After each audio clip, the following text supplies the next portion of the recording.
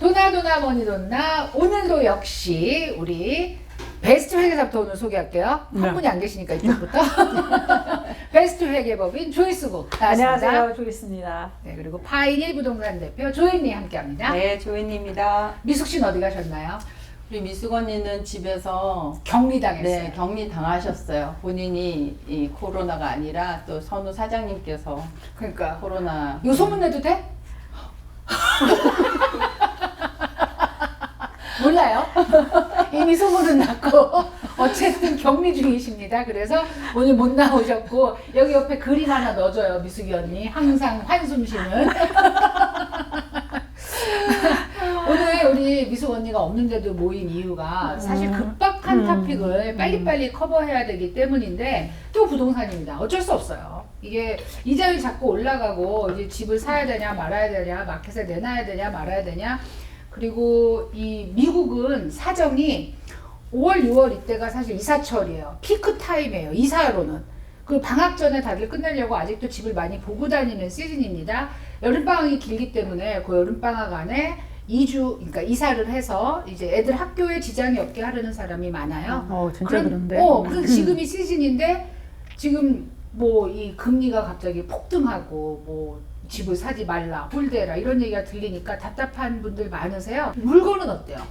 물건은 매물이 많아진다고 하는데 그다지 많지는 않아요. 저희가 피부로 느낄 정도로 매물이 많아졌다 이런 느낌은 없고 이제 바로 어제 오늘 이제 일이 아직도 이 리스팅 나오는 것에서 바이어분들이 이제 보시면 약간 조심하셔야 될 게 가이드를 잘 받으셔야 되는 게 절대로 이 리스팅 가격에 너무 현혹되시면 안 돼요. 그러니까 딱 나왔는데 그 가격이 적정 가격이다 이렇게 생각하시면 안 된다는 거야. 왜 그러냐면 이 너무 낮게 나오거나 또 너무 높게 나오거나 다 할 수 있으니까 에이전트가 그거에 대한 좀 판단을 내려줘야 돼 옆에서. 오버비딩은 없고. 없는 줄 알았죠. 근데 가격이 어제 올랐어. 오늘 발생한 일이 수완이 300 이사 지역에 2013년도에 지어진 집이 싱글 패밀리예요. 방 3개짜리 한 2000 스퀘어 피트 되는 거. 그러니까 조그만 식구가 살기에는 아늑하고 되게 좋아요. 거기다가 상대적으로 새 집에 가깝죠. 300 이사 지역에 그런 집이 언더 40만 불은 없어요. 언더 50만 불도 45만 넘어지 미만은 없거든요. 근데 이게 38만 5천에 나온 거야. 그러니까 우리 바이어가 혹한 거지. 그래서 이 집을 오퍼를 하고 싶어요. 이렇게 되는데 저는 딱 보는 순간 이거 잘못 올렸는데 딱 보는 순간 이런 일이 어떻게 발생? 그거 또 봤죠. 에이전트 라이센스 번호를. 초짜야. 일부러 그렇게 올린 건가, 그럼? 일부러라고 하기에는 왜 그러냐면 이제 저희 에이전트들이 보는 그 에스티메이트 밸류를 뭐 일반 분들은 질러 에스티메이트, 제스티메이트를 주로 보시잖아요. 아니면 레드핀 가서 레드핀 에스티메이트를 보거나. 근데 저희들이 보는 또 데이터베이스가 따로 있어요. realtor.com하고 쉐어하는.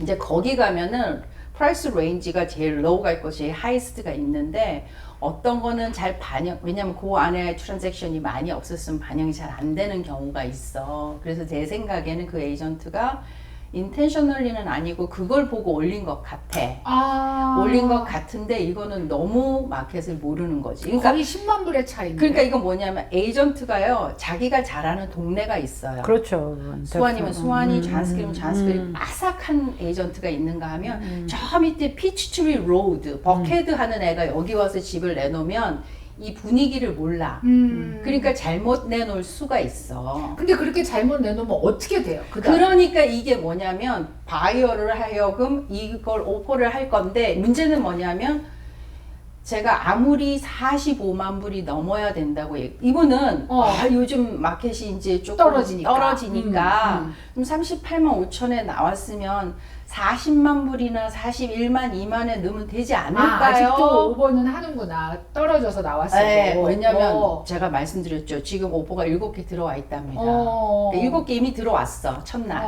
그러면 이제 쇼잉 쫙 스케줄을 보면 꽉 차 있어. 그러면 아, 이미 아는구나 사람들이. 알겠지. 알겠지. 이미 그러면 또 10개가 더 들어올 거야. 그러니까 이게 20개, 30개 이상 들어올 거니까 요즘은 45만 불 넘어야지 될 거다. 왜냐면 그게 적정선이다, 처음부터. 그렇게 말씀드렸는데 바이어는 저는 싸게 사고 싶은데요. 이렇게 된 거죠. 그러니까 넣어달라고 해서 넣어는 드렸는데 안 될 거라고 말씀드렸어요. 근데 이분은 프리 어프로벌 42만 5천에 받아오신 분이야. 아하. 그러니까 제가 넣기 전에 정말 이 집을 하고 싶으면 프리 어프로벌을 다시 좀 높여서 받으실 수 있으면 제가 그걸 이제 쓰겠다고 했는데 이분이 또 안 좋은 익스피리언스가 뭐가 있었냐면 1년 전에 다른 에이전트하고 마리아타 지역에 집을 봤나 봐요.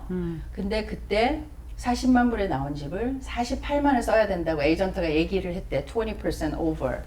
근데 자기는 그걸 안 쓰고 지켜봤는데 이 집이 나중에 보니까 43만 9천에 팔렸더라는 거야. 그러니까 에이전트 말을 못 믿는 거지. 그런 경험이 있어요 하면서 그거 4만 불이면 살 수 있었는데 48만 불 쓰라고 그래서 못 쓰고 자기가 놓쳤다 이거지. 그러니까 이번에도 그럴 가능성이 있지 않을까요 하고 본인이 이제 부동산 시장을 다 분석하시는 거죠. 그런데 아무튼 그래서 이제 결과적으로 다른 오퍼가 픽이 됐어요. 근데 이런 걸 보면 저는 좀 적정한 가격이라는 거를 제대로 내놓고 적당하게 비딩을 하면 좋은데 잘못 내놓은 오퍼들이 있고 또 너무 오버프라이스 되면 셀러가 이제 이런 경우는 어떤 거냐면 셀러가 욕심을 못 버리시는 거죠.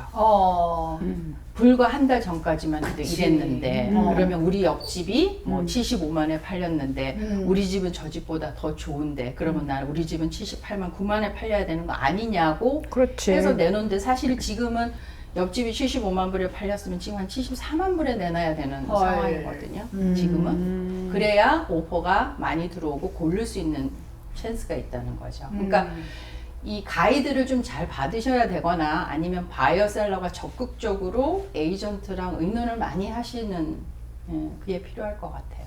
우리 이 커스터머 입장에서 어떻게 에이전트를 믿고 의논을 할까도 걱정이 되긴 합니다. 그러니까 이제 이건 뭐냐면 장기전과 단기전을 계속 왔다 갔다 하면서 에이전트가 이 시장 분석을 좀 해야 돼요. 집을 보통 살 때 지금 프리 어프로벌 받는다 이렇게 얘기하면 프리 어프로벌 받을 때 회계사한테 뭘 요구하는 서류가 있을 거 아니야.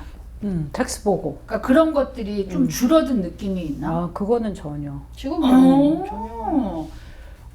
그럼 뭐 그렇게 우리가 큰 변화가 없이 다들 아직까지 진행을 한다 이렇게 봐야 되는 거네. 근데 나는 뭐 포클로저는 아직까지는 입에 오르락 내리락 할 정도는 아닌 걸로 알고 있고 그다음에 저 모기지 포베런스 했던 거 모기지 이후에 프로그램에서 많이들 이탈해가지고 지금 정상으로 많이 들어간 걸로 알고 있거든요. 그러니까 이제 이거랑 같이 보는 게 항상 모기지 연체율을 봐요.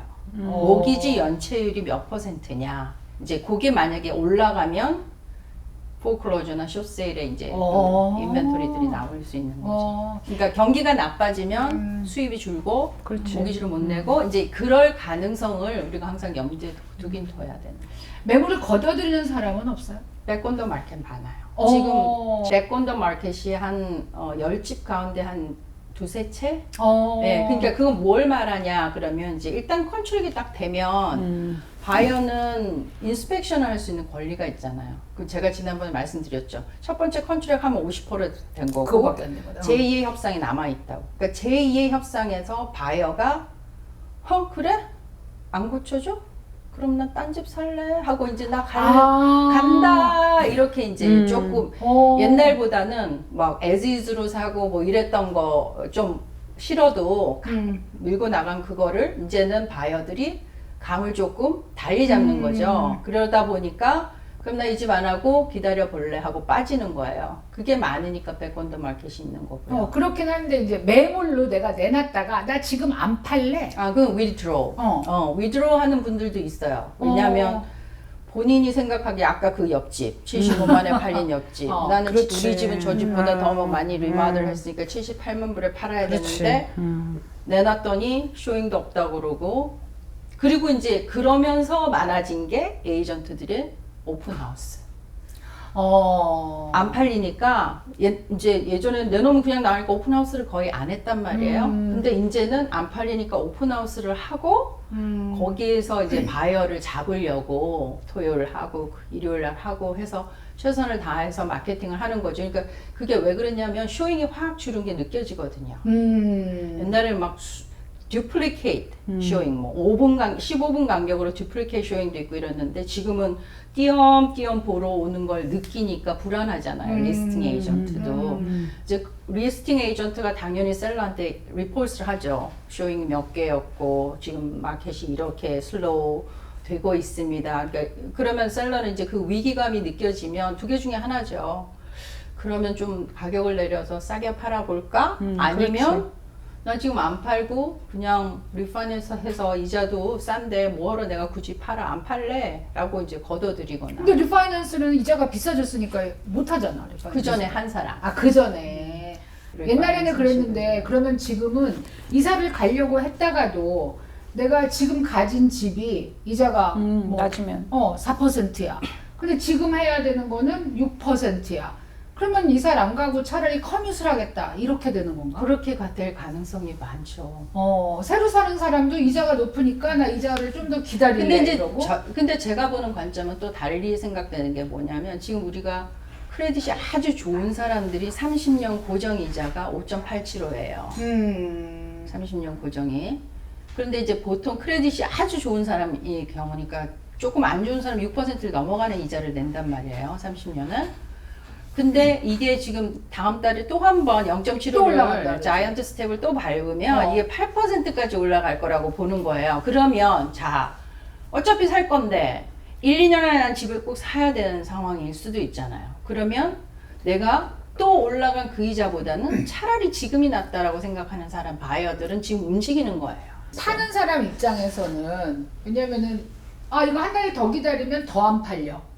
한 달 더 기다리면 집값이 더 떨어질지도 몰라. 그러니까 빨리 팔고 싶어. 이렇게 생각을 할 거라고 나는 예상을 했는데 오히려 하면서 이 집을 팔고 내가 새 집을 사면 이자를 훨씬 많이 내야 되잖아. 만약에 융자를 한 상태면 이렇게 되면 굉장히 헷갈리게 되고 사는 사람도 조금 기다리면 집값이 떨어질 수도 있어. 이랬는데 그게 아니라 다음에 또 이자가 올라.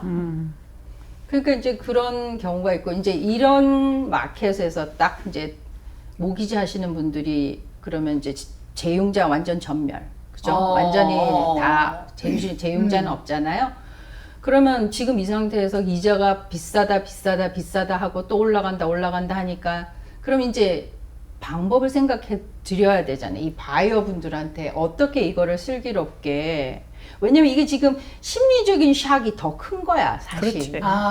경제적인 어떤 그거보다 심리적으로 freaked out 된 게 더 크기 때문에 이제 그거를 약간 어루만져 줄 수 있는 어떤 방법이나 해결책이라고 하면 이제 고정 50만 불짜리를 20%로 다운하고 사면요 40만 불 융자가 되잖아요. 그걸 5.875로 계산하면은 원금 이자 세금, 보험, 어소시에이션 피를 다 합치면 거의 3,000불이 돼요. 한 달에? 한 달 페이머니. roughly 그렇게 돼요. 물론 거기서 세금 좀 높을 수도 있고 이렇지만 roughly 보통 그렇게 돼요. 그 금액 기준으로 했을 때 이거를 그럼 30년 고정을 제일 많이 하는 융자가 30년 고정인데 그거를 그렇게 안 하고 암이라는 프로그램이 이제 등장을 하는 거예요. 이거 뭐냐면 5년암, 7년암 해서 5년 또는 7년 동안만 아주 적은 이자를 내고 싼 이자를 내고 있다가 5년 또는 7년 안에 리파이낸스를 하는 거야. 그러니까 그때쯤 되면 이자가 다시 또 내려갈 확률이 또 있고 본인이 좀 더 퀄리파이가 돼서 더 좋은 조건으로 융자를 할 수도 있다라는 기대감이 있으면 그걸 하는 거야. 또는 집을 젊은 친구 같은 경우 여기 살았다가 또 딴 데 갈 수도 있잖아요. 그러면 5년 안에 7년 안에 팔 가능성도 있잖아요. 그런 사람들한테는 그 융자 프로그램이 왜 이자가 더 싸. 1% 정도 더 싸. 꽤 차이가 나네. 네. 그러니까 그 프로그램으로 옮겨 타시는 분이 많은 게 왜 그러냐면 지금 이제 저희 손님들 중에서 새 집을 계약을 해 놓고 클로징을 기다리시는 분이 있는데 뭐 물론 그 중에서는 캐시로 사신 분도 있지만 융자를 하시려는 분이 있잖아요. 근데 제 손님들은 뭐 좀 돈이 있으셔서 여유 자금이 있으셔서 그런 경우가 없는데 다른 경우에 제가 이제 엊그제 융자하시는 분하고 얘기를 했더니 거의 지금 about to close 하시려는 분들이 다 프로그램을 다 갈아탔대요. 왜? 엑스트라 monthly payment이 몇백 불씩이 더 차이가 나니까 도저히 이 퀄리파이 됐던 이 프로그램으로 융자가 안 되는 거예요, 이제. 그러면 그렇지. 되는 프로그램 포트폴리오로 가든지. 나는 왜 처음부터 그런 융자 프로그램으로 안 하고 그냥 30년 픽스를 하는지 그거가 이해가 안 돼. variable이 사람들이 좋아하는 건 아니지. Because you're still dealing with the unknowns.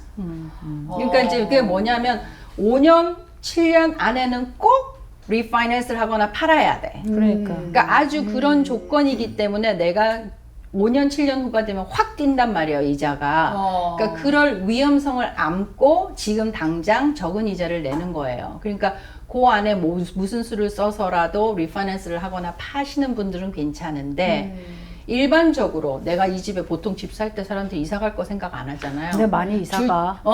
이게 결과적으로는 그래. 근데 다들 보면 나는 여기서 영원히 살 거야 라고 생각하고 사시기 때문에 고정 이자를 선호하시는 거죠. 자, 이제 우리 신작가가 집살 마음을 접어가고 있는 것 같거든.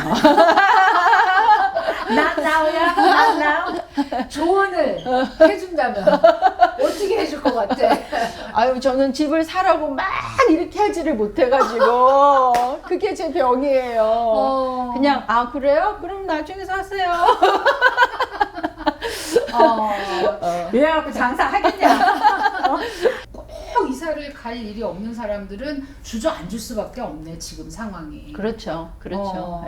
예. 그렇다고 집값이 막 떨어지는 것도 아니고. 근데 요거 물어보고 싶은 게 왜 사람들이 집값이 오를 땐 많이 사고 떨어질 땐 안 사? 그게 채권 사는 거 아니야. 그게 스큐리티 사는 거랑 똑같은 심리야. 신기하대. 그러니까 사람들이 오르면 오를 거라는 기대 심리를 갖고 떨어지면 더 떨어질 거라는 기대 심리를 갖기 때문에 더 저점을 찾는 거예요. 주식도 그렇지 않아요? 그래서 망하잖아, 다. 주식도 그렇잖아요. 그 요새는 더 심하지 않아? 유튜브 보면 막 아파클립스 나우 같이 막 지금 뭐 안 하면 뭐 세상이 무너지는 것 같은 그런 게 너무 많으니까 만약에 그거를 계속 소비하는 사람들은 이 얘기 막 들으면 또 알고리즘이 그것만 막 또 해주니까 이렇게 하면 나라가 망할 것 같고 내가 망할 것 같고 막 이러고 이거 들으면 또 이건 아닌 것 같고 그러니까 근데 저는 거지. 이제 곰곰이 생각을 해보는 거예요. 이거 좀 오리무중인 이 마켓 안에서도 사람들은 다 살아왔거든요. 우리 대공황 때도 다 살아왔잖아요. 그리고 2008년 지나온 기업들도 다 있고. 근데 이제 지금 보면 많이 걱정들을 하죠. 뭐 이런 게. 그러니까 물론 이제 저 같으면 내가 살아야 될 집, 내가 거주할 집은 그냥 사도 돼.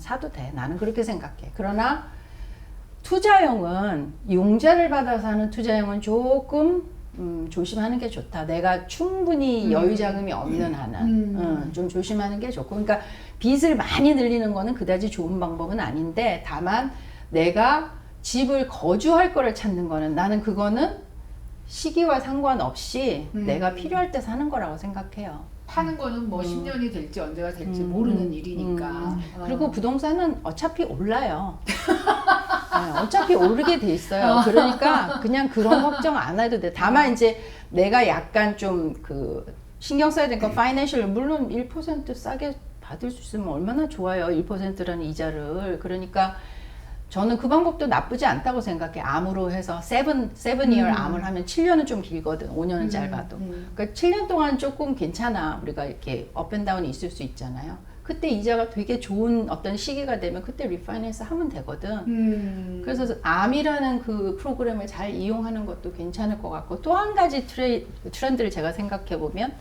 지금 집값이 액거리가 많이 쌓였어. 전국적으로 액거리가 제일 많이 쌓인 때라고 봐야 돼요. 지금이 집값이. 그러면 액권이 라인 오브 크레딧이라는 게 있잖아요. 내가 지금 융자가 뭐 30만 불인데 집이 70만 불이면 40만 불의 액권이가 있는데 물론 은행에서는 40만 불 다 안 해주죠. 75%뭐 이렇게 맞춰서 줄 거예요. 그럼 그 돈을 가지고 내가 투자할 곳이 있는지를 찾아보는 것도 조금 우리가 미리 한번 생각해 볼 수 있어요. 빼도 이자는 나가죠. 높은 금리로 나가죠. 네, 나가죠. 그러니까 그거보다 더 좋은 리턴이 있는 거를 기회가 되면 생각해 볼 수 있죠. 알본드 6개월? 6개월 개런티. 6개월 지나면 그것도 몰라. 자, 그런데 부동산 워낙 특별한 상황이기 때문에 오늘 특별히 모여서 짧게 한번 여러분들에게 인포메이션 전달해 봤습니다. 자, 다음 시간 또 우리 기억하면서 오늘 빨리 끝내고 Cheers! Cheers!